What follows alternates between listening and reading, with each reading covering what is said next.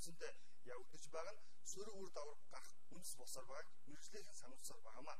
Иргэд дурын эмийн сан, эм ханган нэрлүүлэх төвөөс хэрэгцээд эм хангалтгүй худалдан авч байгаагийн зэрэгцээ тухайн байгууллагууд эрүүл мэндийн төлөө гэхээс илүүтэй илүү ашигын төлөө ажиллаж байгаад хяналт авах байгууллагууд ажлын цаг болсныг сануулж байгаамаа.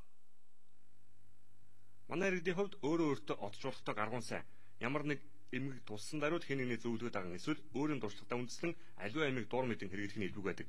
Ингэхдээ мэргэжлийн эмчийн зөвлөгөө болоод эмийн жорыг тэр бүр хэрэглээд байдаггүй нүнэн нэг үгээр хэвлэл мэдээлэлээр сурчлагдсан сайн гих тодорхойтой бүхнийг ээлж дараагаар хэрэглэх харахад хэд суралцсан хэд болно.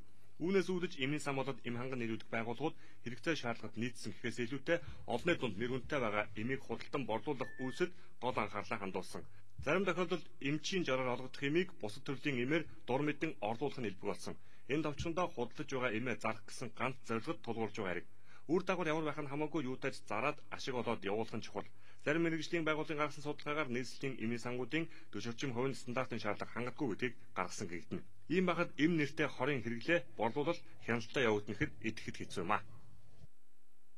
Тэгэхээр эм худалдан борлуулж байгаа байгууллагын одоо ямар хэмжээний ямар эм борлуулж байгаа тэрнийг одоо яг тэр жортой дараа нь тулгаад ингэж шалгалт хийдэг систем нэвтэрч болохгүй юу? Цаашдаа бол манай салбарт бол эмийн зохицуултыг төрийн бодлогын хэмжээнд нэгдмэл одоо түвшинд аваачиж энэ асуудлыг шийдэхгүй л өнөөдөр ингээд яг эмийн зохицуулт бол ингээд засгийн газрын олон байгууллагууд дундаа хувааж салангад авч явдгаас болоод бас үйл ажиллагааны уялдаа холбоо бол бас төдийлөн хөсөн хэмжээнд байж чадахгүй байгаагаас бас ийм дутагдал гарч байгааг бол одоо өнөөдөр бас ярилцж байна шүү дээ. Өндөр хөгжилтэй Европын орнуудад эмийг зөвхөн эмчийн бичсэн жороор олох стандарт ягшлагдсан. Нэг үгээр манайх шиг гэз толгой эвгүрлээгээд дурын эмээ ямар ч үнээр хамаагүй худалдан авах боломжгүй гэсэн. Дээр нь эмчийн жороос гажиж ижил үйлчлэгээтэй гэх нэрээр өөр төрлийн эм худалдах нь хуулиар хориотой гэж байна. Харин манай улсын хувьд энэ байдал эсэргээрээ. Ийм байдлыг ашиглан хуурамч эмийн хууль бус 8 цэцэрлэн хөгжих үндэс болдог гэдгийг гадныхаа онцлдог.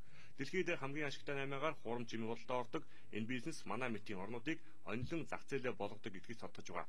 Тиймээс цаг алдаагүй дээрээ эмийн худалдаа хэрэглээл тавих хяналтаа өндөржүүлэх болсныг төрөөс эмийн талаар баримтлах бодлогын шинжилсэлэгт нээлттэй хэлэлцүүлгийн үеэр мэргэжлийнхэн хүү онцолж байгаамаа.